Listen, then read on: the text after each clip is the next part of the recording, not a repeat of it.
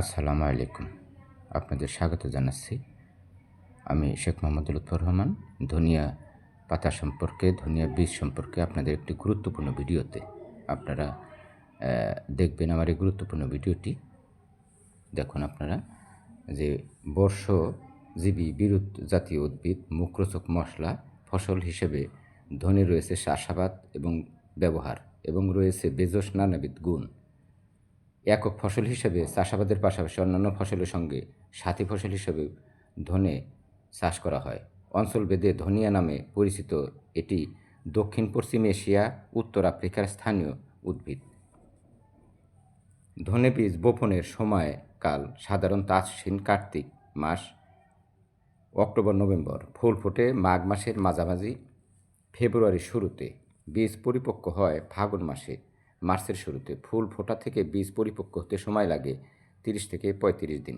আর বীজ বপন থেকে পরিপক্ক হতে সময় লাগে 130 থেকে 140 দিন। পানি নিকাশের উত্তম ব্যবস্থাপনা সম্পন্ন রৌদ্র উজ্জ্বল উঁচু থেকে মাঝারি উঁচু ভূমি, দোআঁশ থেকে বেলে দোআঁশ মাটি এবং এঁটেল দোআঁশ মাটিতে ভালো জন্মে। বীজের মাধ্যমে চাষাবাদ হয়। ছিটিয়ে বা সারিতে বীজ বপন করা যায়। ধনেপাতা বিদ্যমান পুষ্টি উপাদান মধ্যে রয়েছে আমিষ, calcium, phosphorus, potassium, riboflavin, thiamine, zinc, vitamin A, vitamin C এবং গুরুত্বপূর্ণ ভিটামিন কে উল্লেখযোগ্য।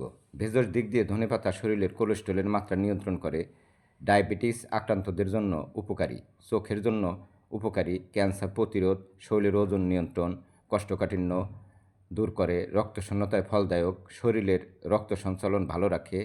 তাছাড়া ধনে হজম শক্তি ও মুখের রুচি বাড়ায়, পেটের সমস্যা দূর করে, ত্বকের যত্নে উপকারী, চুলের বৃদ্ধি ভালো রাখার পাশাপাশি চুল ওঠা খুশকির সমস্যা দূর করে, জ্বর সর্দি কাশির প্রকোপ কমায়, রোগ প্রতিরোধ ক্ষমতা বৃদ্ধি করে, বাত ব্যথায় উপকারী। ধনে বীজ থেকে তৈরি হওয়া তেল সুগন্ধিজাত দ্রব্য ও ওষুধ প্রস্তুতে ব্যবহৃত হয়ে থাকে। আমাদের এই ধনে বা ধনিয়া এর গুরুত্ব অপরিসীম এবং বিভিন্ন ধরনের ভর্তায় এগুলো ব্যবহার। শাখা প্রশাখা অগ্রভাগ এ ফুল ধরে। ফুল ফোটার সময় গাছের অধিকাংশ ফুল একত্রে ফোটে বলে ধনিয়া ক্ষেতের ফুলের সৌন্দর্য নজর কাড়া। দেখতে অনেক সুন্দর। ফুলের আকারে ছোট ক্ষুদ্রাকৃতির, পাপড়ি সংখ্যা 4টি, মাঝে পরাগ নীলাভ সাদা। ফুল শেষে গাছে বীজ ধরে। বীজ গোলাকার, কচি বীজ সবুজ। আপনারা দেখুন, কচি বীজ সবুজ, পরিপক্ক বীজ বাদামি। আর 1 মাস পরেই এটা বাদামি আকার ধারণ করবে। আমি হয়তো সে সময় আপনাদেরকে আবার একটি ভিডিওতে সংযোগ করতে পারবো। আর এ বীজ মশলা হিসাবে আমাদের কাজে লাগে, অনেক গুরুত্বপূর্ণ। ধনের পাতা কচি অবস্থায় ব্যবহারের উপযোগী, তেমনি এর গাছ থেকে পাওয়া বীজ মশলা হিসাবে ব্যবহার হয়। সাম্প্রতিক সময়ে কচি মশলা হিসাবে ব্যবহার হয়। সাম্প্রতিক সময়ে কচি ধনেপাতা খাবারের ব্যবহারের জন্য বছর জুড়ে ধনে চাষ করতে দেখা যায়। এর সবুজ পাতা নানা রকম খাবারে ব্যবহার ছাড়াও সালাদ, চাটনি, আচার, ভর্তা ইত্যাদিতে প্রচুর ব্যবহৃত হয়। এর বীজ থেকে তৈরি হয় মজাদার মুখরোচক মশলা। আর মশলা নানা রকম খাবার রান্নায় ব্যবহার ছাড়াও আচার, চাটনিতে ব্যবহার করা হয়ে থাকে। পান মশলা হিসাবেও এর বহুল ব্যবহার রয়েছে। খাওয়ার পরে বীজ হিসাবে খাওয়ার প্রচলন আছে।